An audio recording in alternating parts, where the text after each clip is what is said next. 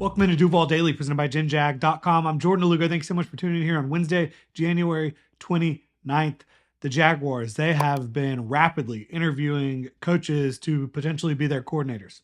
We're going to talk about two more names added to the list here today. Really appreciate y'all tuning in. If you enjoy the content, please like and subscribe. You can also check out genjag.com/shop, pick up some new Duval gear like the hat I'm wearing right now, or our Lawrence Cohen 25 t-shirt. Again, that's genjag.com/shop. So we have already talked about Durante Jones, who is currently the Vikings defensive pass game coordinator. Patrick Graham, Raiders defensive coordinator, not under contract anymore. Aubrey Pleasant, who is an assistant head coach, pass game coordinator defensively for the Rams.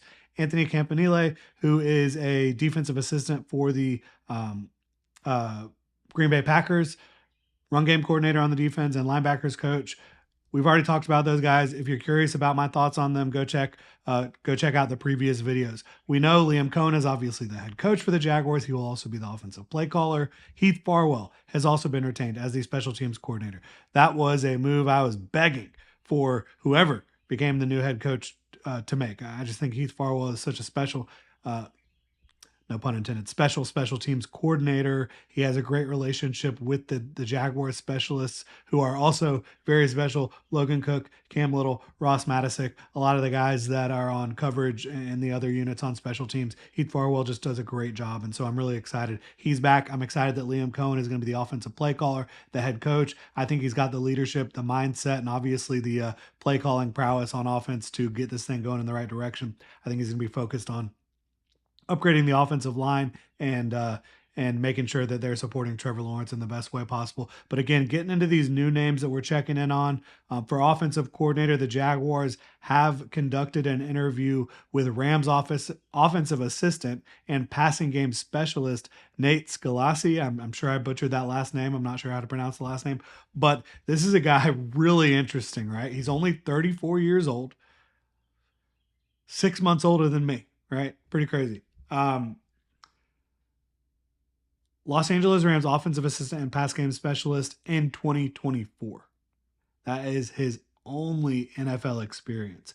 Now, he started coaching back in 2015 in college at Illinois. So he has been coaching in the college level for a long time, and he does have 1 year of experience in the NFL. And what better place to spend a year in the NFL than Los Angeles, right? So under Sean McVay with that staff.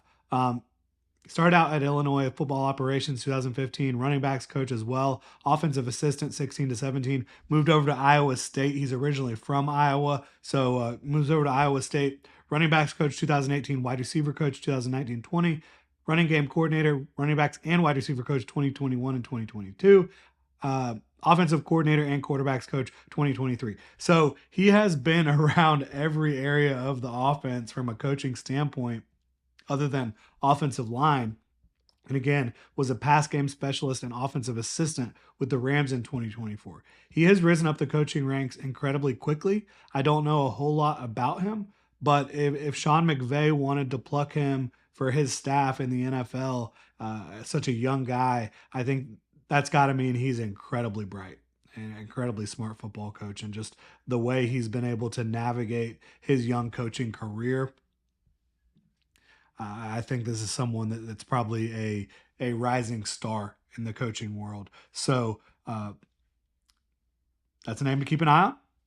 That's actually the only name that we've actually seen a confirmed interview or interview request for the Jaguars offensive coordinator spot. Again, Liam Cohen will be the play caller. So offensive coordinator, while it's not as important as it is at some stops, around at some teams around the league, it's still critical.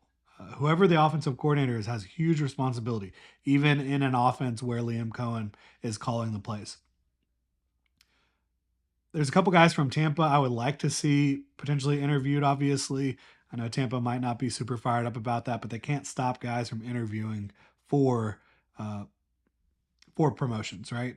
I'd love to see the offensive line coach from Tampa, keep that continuity with the offense and the offensive line. Moving over from Tampa to Jacksonville, I think that'd be really good. Ryan Carberry, they did a great job. They obviously added talent as well. I think Graham Barton was a fantastic draft pick for them. Tristan Wirfs is a great player. They've got some dudes. Their right tackle has really stepped up in the league. Cody Mock is a player I liked coming out. Ben Bredesen did a good job for them. So, offensive line coach, I would like to see an emphasis on the offensive line, especially again because this coordinator does not have to call the plays. So go get the guy who can do the best job with the offensive line. That does not sound bad to me. And then maybe Josh Grizzard, who is the passing game coordinator for Tampa. He's been a name that's been interviewed a couple spots, but I think that they could look at him for offensive coordinator as well. Another defensive coordinator name to watch that the Jaguars haven't officially had their interview with yet, but they have requested, per Jeremy Fowler, is Panthers pass game coordinator on the defensive side of the ball, Jonathan Cooley. Worked with Liam Cohen in Los Angeles for a couple years there.